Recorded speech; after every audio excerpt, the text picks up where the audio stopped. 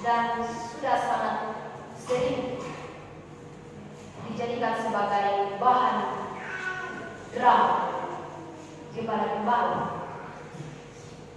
Dan yang paling terkesan itu pada saat ada seorang malaikat yang berkata, "Kemuliaan bagi Allah di tempat yang maha tinggi dan damai sejahtera di bumi di antara manusia yang berkenan kepada." Saya masih ingat andalan dan kami yang selalu drama itu saya dan suara. Selalu kalau bukan saya jadi Maria, suara jadi Yusuf, ada boneka keluar. Saya masih ingat persis. Gembala-gembala pada zaman itu, gembala-gembala atau yang kita kenal sekarang adalah peternak, dianggap pada zaman itu ya, dianggap kedudukannya itu di dalam masyarakat rendah atau merupakan pekerjaan yang rendah, yang dianggap sebagai pekerjaan yang tinggi. Bahasanya kita ya, ahli Taurat, para nabi, tua-tua Yahudi, itu yang dianggap jabatannya tinggi pada waktu itu. Dan menurut Injil Lukas, orang pertama yang menerima kabar tentang kelahiran Yesus Kristus adalah gembala-gembala. Inilah yang menjadi bahan penelitian kita.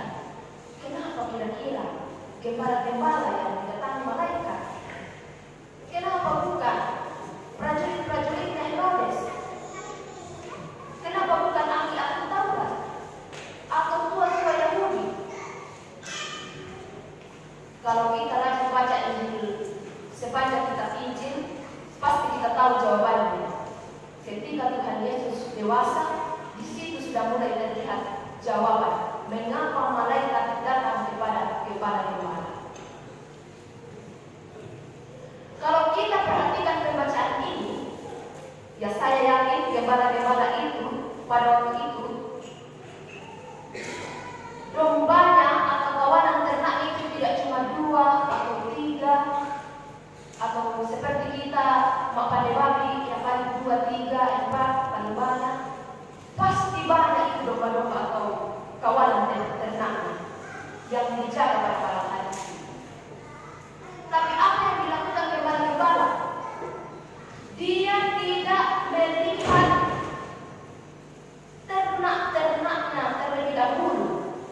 Tetapi ketika malaikat datang memberitahukan berita itu, dia bercakap-cakap dengan gembala itu dan langsung berangkat sesuai dengan perintah malaikat itu pada malam itu. Padahal kalau dipikir, bisa saja ternaknya itu makan singa atau jatuh ke jurang kalau ditinggalkan. Dia langsung bergegas pergi ke tempat yang disampaikan malaikat itu. Dan sesampainya di sana, apa yang dikatakan malaikat kepada gembala-gembala itu persis apa yang terjadi atau apa yang dia lihat, persis sama persis dengan yang dikatakan malaikat-malaikat itu. Inilah yang menambah sukacita bagi para gembala-gembala.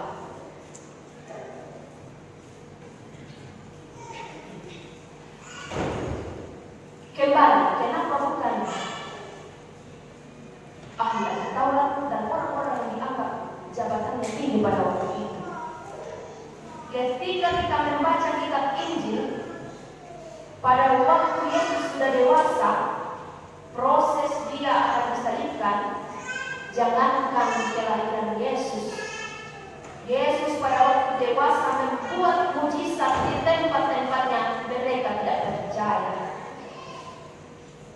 Jangankan kelahirannya, air diubah jadi anggur, mereka tidak percaya karena kekerasan hati dan tidak mau membuka iman mereka untuk menerima bahwa dialah juru selamat. Berbanding terbalik dengan gembala-gembala sesuai dengan bacaan kita. Herodes, ibadah perlengkapan kita, perlengkapan Natal, Tahun Baru dan Sakramen. Raja Herodes hendak ingin membunuh bayi Yesus.